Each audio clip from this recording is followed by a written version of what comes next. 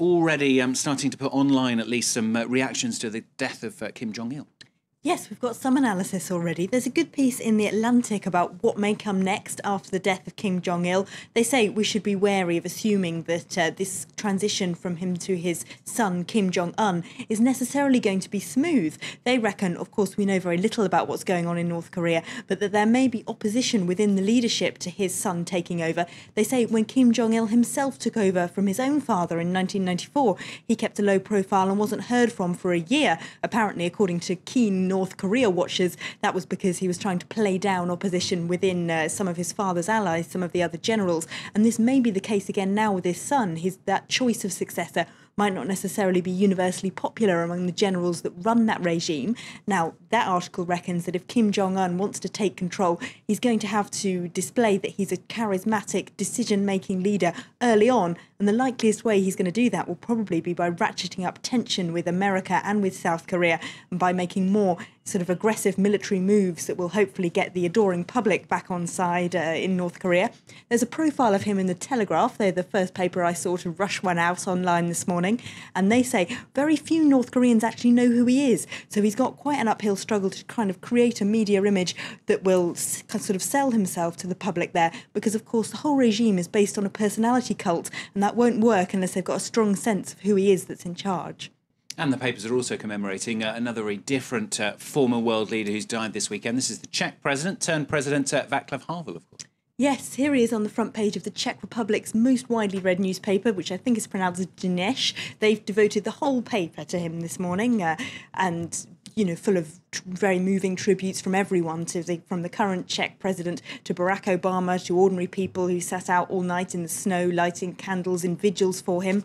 He's also here on the front page of The Guardian in England. There's a moving tribute on this front page from their foreign correspondent Timothy Garton-Ash, who met him years ago in the 1980s in Prague and reported from there, and it describes him as not just a dissident, the epitome of a dissident, the man who invented protest as electrifying street theatre.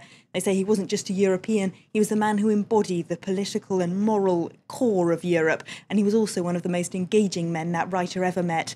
The paper's editorial is also worth a read today.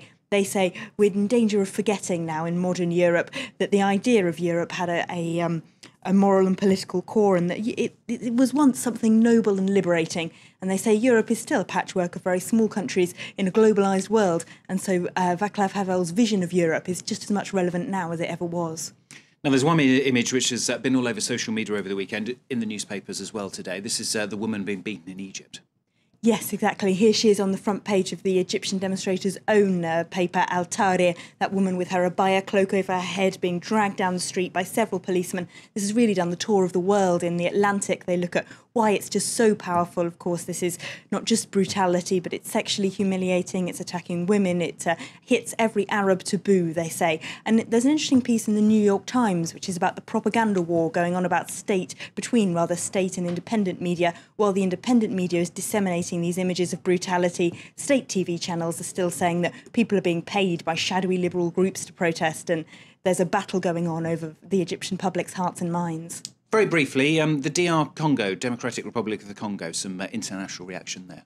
Yes, the Guardian's correspondent there says there's a clash going on between dictatorship and democracy. Why hasn't the Arab Spring spread south of the Sahara? Well, maybe they say it's because the international media and other countries just aren't interested enough. They say we need to, both the media and international politicians need to give more support to the opponent, Etienne Tshisekedi, there in the Congo. And because if they don't, then democracy will never spread south of the Sahara.